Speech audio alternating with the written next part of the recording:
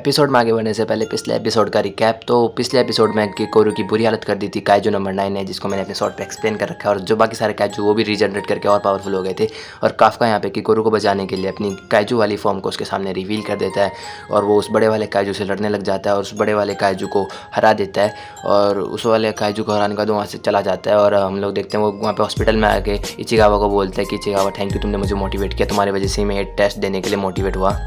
तो अब episode start होता है और यहाँ पे ये लोग अपने बेस में होते हैं जहाँ पे मतलब सफाई करते थे। और काफका जो है वो काफ़ी ज़्यादा टेंशन में होता है क्योंकि आज इनका रिजल्ट आने वाला होता है। और ये इचिकावा पे बहुत गुस्सा करता है कि तुम्हारी वजह से मैंने टेस्ट दिया, तुमने मुझे इनकरेज ही क्यों करा। जिस पे इचिकावा बोलता है अभी तो आप मुझे हॉस्पिटल में थैंक्स कह रहे थे, कहीं आपको दौरे तो नहीं पड़ते ना काफका सर। और तभी हम लोग देखते एक बंदा आता है और बोलता है कि हे तुम दोनों। काफका बोलता है हम 3 गिनते अपना लेटर खोलेंगे।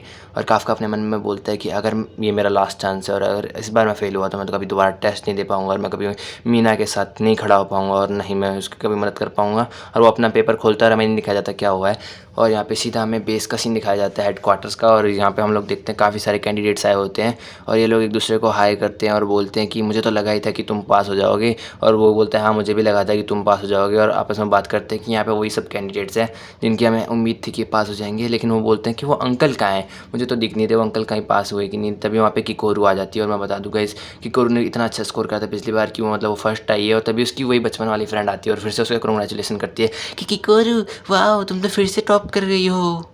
फिर ये बंदा बोलता है कि मुझे नहीं लगा था कि मैं किकोरू से आगे आ पाऊँगा, अब तो मुझे लगता है हम दोनों को अब सेकंड प्लेस के लिए लड़ना पड़ेगा क्योंकि फर्स्ट प्लेस पे तो किकोरू ही रहेगी। लेकिन वो बंदा बोलता है कि नहीं, मैं फिटनेस रैंक पे टॉप आया हूँ तो तुम सेकंड के लिए करो, मैं फर्स्ट के लिए लड़ूंगा।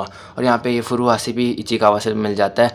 और अब मैं इसे इचिकावा नहीं बोलने वाला हूँ, मैं इसे बोलने वाला हूँ रेनो, क्योंकि इसका नाम रेनो इचिकावा है। तो अब मैं इसका सर नेम नहीं इसका नाम बोलूँगा। तो ये दोनों एक दूसरे को हाई करते हैं और ये अपना अपना नाम बताते हैं और ये दोनों फ्रेंड्स बन जाते हैं। और यहाँ पे फुरुहाशी वो रेनो से पूछ लेता है कि वो अंकल कहाँ है वो तुम्हारे साथ जो थे। और तभी यहाँ पे और सब लोग मीना को देख रहे होते हैं। ये तो मैं एपिसोड में आगे पता चलेगा क्यों देख रहे हैं। और यहाँ पे मीना स्टेज पे आ जाती है आती और बोलती है कि किकोरू तुम स्टेज पे आओ। और किकोरू को स्टेज पे बुलाती है और किकोरू को बोलती है कि तुम्हारी वजह तुमने सबसे अच्छा स्कोर करा है। किकोरू को कुछ कस्में खाने को बोलती है और किकोरू भी वो कस्में खा लेती हैं। और किकोरू की कस्में खाने के बाद वो बोलती है कि तुम्हारी वजह से ही सारे लोग पिछली बार बच गए, तुमने उस बड़े से काइजू को मारा है तो उसके लिए थैंक यू। लेकिन किकोरू यहाँ पर थोड़ा सा उदास हो जाती है। वो अपने मन में बोलती है कि उस काइजू को मैंने नहीं मारा, उस काइजू को जिसने मारा है वो काफका। लेकिन काफका तुम हो कहाँ? उस दिन ना तो तुमने सिर्फ उस काइजू को मारा बल्कि उस दिन तुमने मुझे इस तरह से ट्रीट किया और मेरी जान बचाई और मेरे को ऐसा फील कराया कि मैं एक छोटी बच्ची हूँ और मैं तुमसे जानना चाहती हूँ उस काइजू के रूप का, कहाँ हो तुम? तो अभी हम लोग देखते हैं वहाँ पे काफका आ जाता है और बोलता है सॉरी सॉरी मैं फिर से लेट हुआ और तुम सबको डिस्टर्ब करा। और काफका को देख के किकोरू काफ़ी ज़्यादा खुश हो जाती है।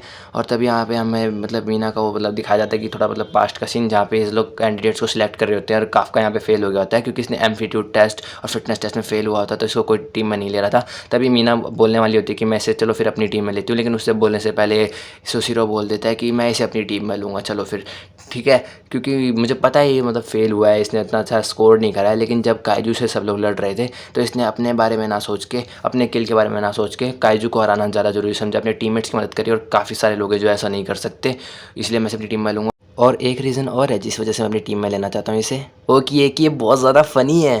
और फिर यहाँ पे सब लोग बोलते हैं ये कोई रीज़न नहीं होता है इसको टीम में लेने का। फिर हम लोग यहाँ पे प्रेजेंट में सीन देखते हैं और यहाँ पे मीना बताती है कि ये कटआउट कैंडिडेट की तरह है। यहाँ पे कटआउट कैंडिडेट मतलब कि अगर काफका ने 1 महीने के अंदर अपने आप को प्रूफ करके नहीं दिखाया कि ये लीडर बनने के लिए मतलब जो भी है मेंबर बनने के लिए काबिल नहीं है तो इसे निकाल दिया जाएगा।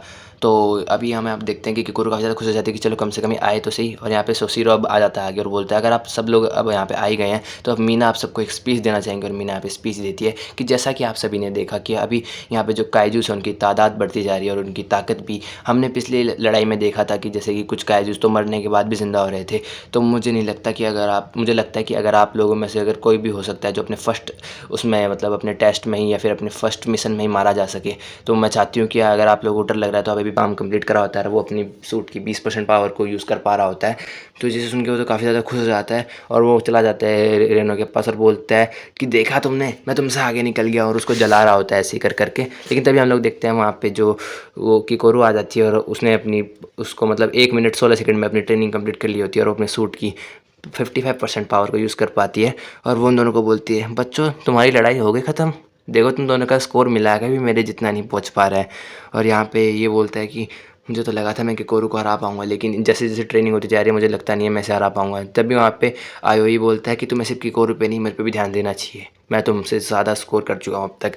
और हम लोग देखते हैं वो भी अपने सूट की 25% पावर को यूज़ कर पा रहा है, और हम लोग देखते हैं ये लोग एक दूसरे को राइवल की तरह देखते हैं, और ये तीनों भी एक दूसरे को राइवल की तरह देखते हैं। लेकिन तभी वहाँ पे काफ्का की चीख सुनाई देती है, और वो एकदम ऐसे दर्द में हो रखा होता है, और उसने अपनी उसको मतलब सूट की पावर को 1% यूज़ कर पा रहा होता है, और वो इससे काफ़ी ज़्यादा खुश हो जाता है, और वो किकोरू की तरफ देखता है, और किकोरू की तरफ जाके बोलता है, देखा किकोरू मैं भी अपने सूट की 1% पावर को यूज़ कर पा रहा हूँ, कितने अच्छा है ना। जब वो बोलती है मैं अपने 55% को कर पा रही हूँ और आप 1% पे इतना खुश कैसे हैं। और तभी यहाँ पे सोशिरो उस काफ्का को बोलता है, ए काफ्का, अगर इसी तरह से करते रहे तो तुम कभी फुल टाइम ऑफिसर नहीं बन पाओगे, और तुम्हें 1 महीने के अंदर निकाल दिया जाएगा, तो अच्छे से ट्रेनिंग करो। जिससे सुन के काफ्का तो काफ़ी ज़्यादा डर जाता है, और वो शिशोरो आके सबको भी बोलता है, हे तुम सब जल्दी से जाओ ग्राउंड के 10 चक्कर मारो। जिस पे वो नखरे करते हैं, तो वो बोलता है, अच्छा तुम लोग नखरे कर रहे हो, अब 15 चक्कर मारो और अपनी फैमिली को सपोर्ट करो। और हाँ, कहीं ना कहीं मेरा तुम्हारे जैसे ही रीजन है, मैं भी मीना मैम को पाना चाहता हूँ। और जिस पे वो बोलता है, हाँ मैं भी मीना मैम के लिए आया हूँ। और हम लोग देखते हैं धीरे धीरे वहाँ पे सारे लड़के मीना के बारे में बात करने लगते हैं, और वो बोलता है कि मीना तो कुछ ज़्यादा ही फेमस है ना। तभी वो पूछता है, हे अंकल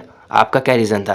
जिस पे वो बता देता है कि मीना उसकी बचपन की दोस्त है। और वो लोग बोलते हैं, क्या कैप्टन मीना आपकी बचपन की दोस्त है, और आप लोगों ने बचपन में वादा किया था कि आप लोग साथ में डिफेंस फोर्स ज्वाइन करोगे, जैसे बचपन के वादे होते हैं। और काफ्का वहाँ से जाने की कोशिश करता है, पर ये लोग उसे पकड़ लेते हैं और बोलते हैं, रुक जाओ, हमें आपसे कैप्टन मीना के बारे में और कुछ जानना है। और ये लोग मतलब सारी बातें पूछ लेते हैं, जो जो हो सकता था सब पूछ लेते हैं ये काफ्का से। और तभी हम लोग देखते हैं गर्ल्स वॉशरूम से सारी गर्ल्स आ रखी होती है, और वो वहाँ पे एक सीन देखती है जिसको देख के वो हैरान हो जाती है। असल में इन लोगों ने कुछ ज़्यादा ही नहा लिया होता है गर्म पानी के अंदर, तो इन लोगों की हालत हो रखी होती है। और किकोरू बोलती है कि यहाँ पे कोई सीरियल किलर आया था जिसने इनकी हालत कर दी। और वो वहाँ पे वो देखती है कि वहाँ पे काफ्का भी होता है, और वो मतलब बिल्कुल ही बुरी हालत में होता है। तो फिर अब कुछ दिनों बाद का सीन दिखाया जाता है जहाँ पे ये लोग ट्रेनिंग कर रहे होते हैं अपनी अपनी।